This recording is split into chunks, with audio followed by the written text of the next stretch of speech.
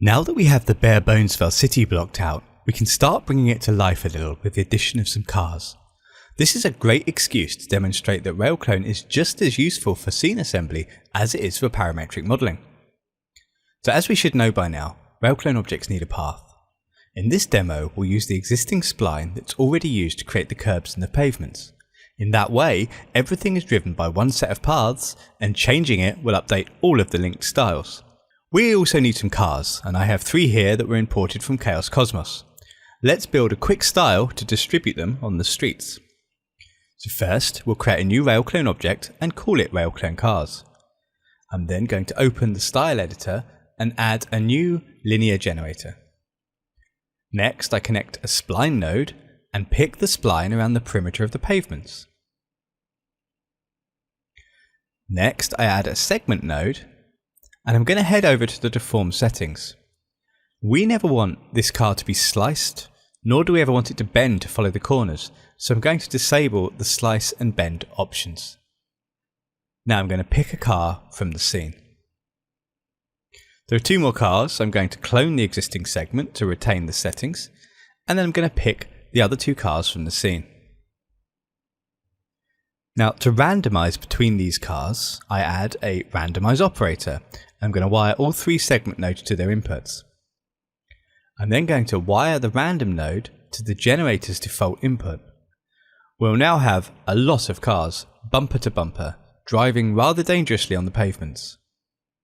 So first, let's ease this congestion. I'm going to add a random sized gap between each car. And to do that, I'm going to need to add a sequence operator. I'll wire the random node to its first input, and then wire a new transform node to its second input. The reason I'm adding a transform node is because it can stand in for a segment if you don't plan to use any actual geometry. It's kind of like a null segment. Now I'm going to go into the transform node settings and enable the fixed size property.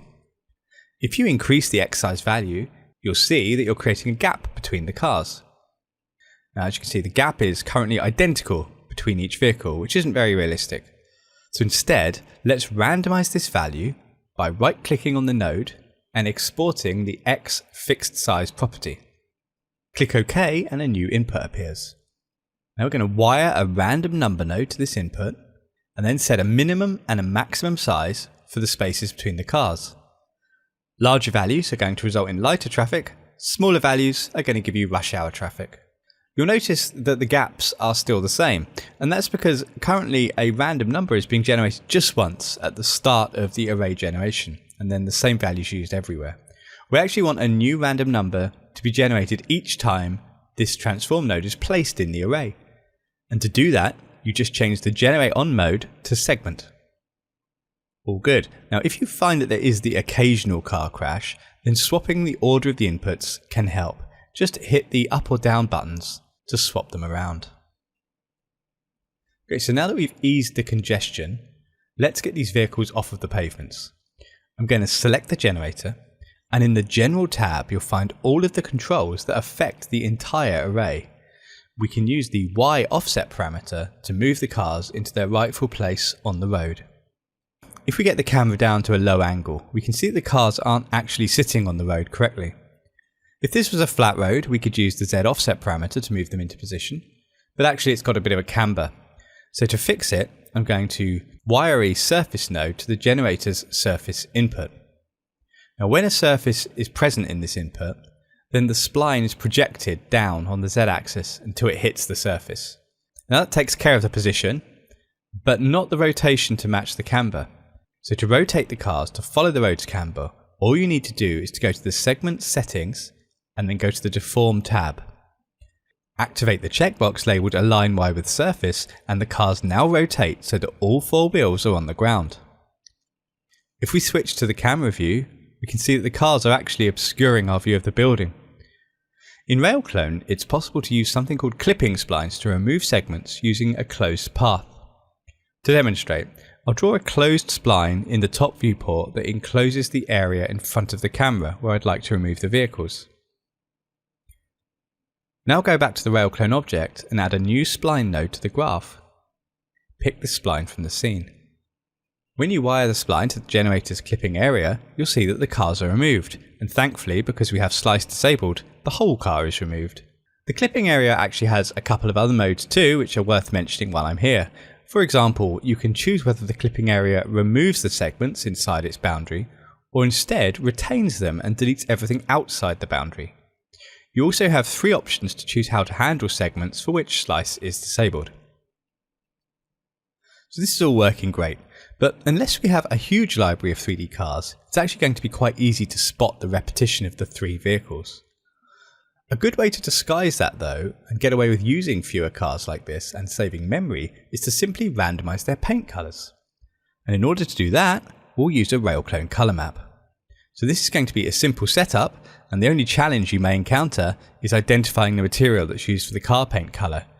For example, let's open the material editor and have a look at the material from one of the cars. It's a large multi-sub-object material. But fortunately it looks as though the car paint is easy to find on Material ID 1. So to randomise this colour, we'll wire a new Railclone Color Map to the diffuse and optionally the coat colour inputs. Now let's take a look at the Railclone colour settings. For clarity and for a bit of fun, I'm going to jump to a demo scene to better illustrate this next step. In this scene, I just have one of the cars and I've densely packed it in so that we can really see the difference that our changes to the materials makes. So Railclone Color, if you've never used it before, is able to randomise and tint maps to provide nearly limitless colour variations. One of the most useful options that gives you a lot of control when you want to randomise an object is to use a fixed selection of specific colours by picking them from a map. To use this, just turn on tint mapping and set a range for the random strength of the tint effect. If you'd rather use a fixed value, as I will here, make sure the minimum and maximum values are identical. Then turn on Get Color from Map and apply a bitmap to the map slot. Railclone will sample the colour from the randomly selected pixel. This means also that you can control the probability of a colour being selected by controlling how many pixels it occupies on the source map. For example, with a map that looks like this, there's an equal probability of selecting a white, red, green or blue colour. But with a map that looks like this, there's a 50% chance of picking a white colour, a 25% chance of a red colour, and a 12.5% chance of green or blue. Finally, you'll want to choose a transfer mode. In this example, we want the tint colour to overwrite the base colour, so we'll just pick normal. Hit render, and this is how it looks. Randomly tinting geometry based on pixels selected from maps is a great way to precisely control randomising colours, and it works really well for instances like this where you have a number of coloured swatches, or even for matching a colour palette based on a photograph. With a little detour over, if we head back to our original scene, we can see now that it's much harder to spot the repetition in our 3 cars.